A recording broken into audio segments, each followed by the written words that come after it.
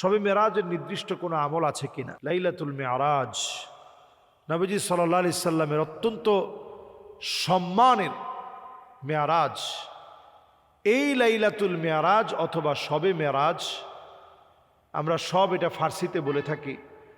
মেরাজটা রাসূলুল্লাহ সাল্লাল্লাহু আলাইহি সাল্লামকে আল্লাহ রাব্বুল আলামিন উপহার দিয়েছেন। এই মেরাজ অথবা লাইলাতুল মেরাজ অথবা ইসরা ওয়াল মেরাজ, এই পুরোটাই আল্লাহ রাব্বুল আলামিন নবীজি সাল্লাল্লাহু আলাইহি সাল্লামকে দান করেছেন নবীজির বিষণ্ণতা দূর করার জন্য। নবীজির বিষণ্ণতা, মনের যে কষ্ট, খাদিজা রাদিয়াল্লাহু তাআলা আনহাকে নবীজি হারিয়ে ফেললেন, চাচাজিকে নবীজি হারিয়ে ফেললেন, এমনকি নবী করিম সাল্লাল্লাহু আলাইহি ওয়াসাল্লাম খুবই দুশ্চিন্তায় পড়ে গিয়েছিলেন। সেই সময় দাওয়াত দিতে গিয়ে তায়েফে রক্তাক্ত হলেন। আল্লাহ রাব্বুল ইজ্জাতুল জালাল সেই মুহূর্তে নবীজিকে মেয়ারাজ করালেন।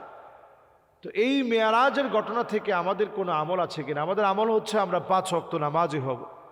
নবীজি যে নামাজটা নিয়ে আসছেন এ নামাজি হব। মেয়ারাজে নবীজি যে আযাবগুলো দেখেছেন, যাকাত না দেওয়ার আযাব নবীজি দেখেছেন, গীবত করার ভয়াবহ আযাব, জাহান্নামকে নবীজি সাল্লাল্লাহু আলাইহি সাল্লামকে দেখানো হয়েছে। নবীজি ছিলেন শাহিদ, প্রত্যক্ষদর্শী, সরাসরি স্বচক্ষে নবীজি দেখছেন, যাতে করে নবীজি সাক্ষী হিসাবে আমাদেরকে বোঝাতে পারেন, বলতে পারেন।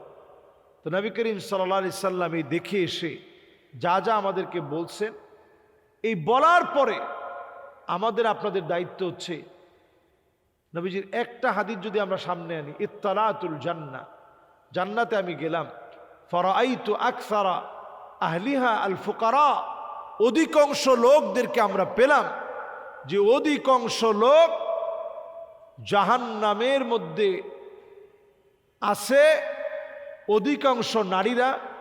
ওয়াত্তালাতুল জান্নাহ ফারাআইতু আকসারা আহলিহা আল ফুকারা, অধিকাংশ দরিদ্রদেরকে পেলাম, দরিদ্ররা আল্লাহর জান্নাতে রয়েছে। আর অধিকাংশ নারীদেরকে পেলাম, নারীরা আল্লাহর জাহান্নামের মধ্যে আছে।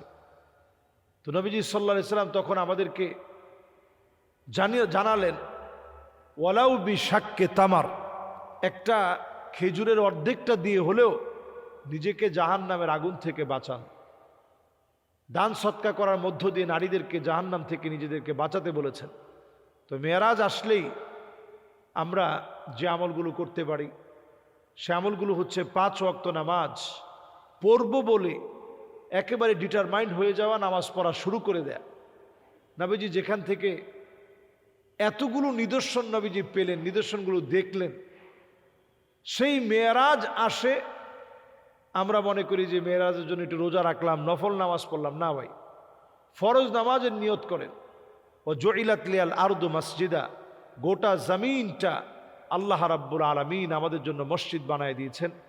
এই জমিনটাকে আমরা আবাদ করার জন্য গোটা জমিনটাকে আল্লাহ রাব্বুল আলামিন দিয়েছেন। যেথায় নামাজের সময় হয়েছে আপনি নামাজ পড়ে ফেলেন।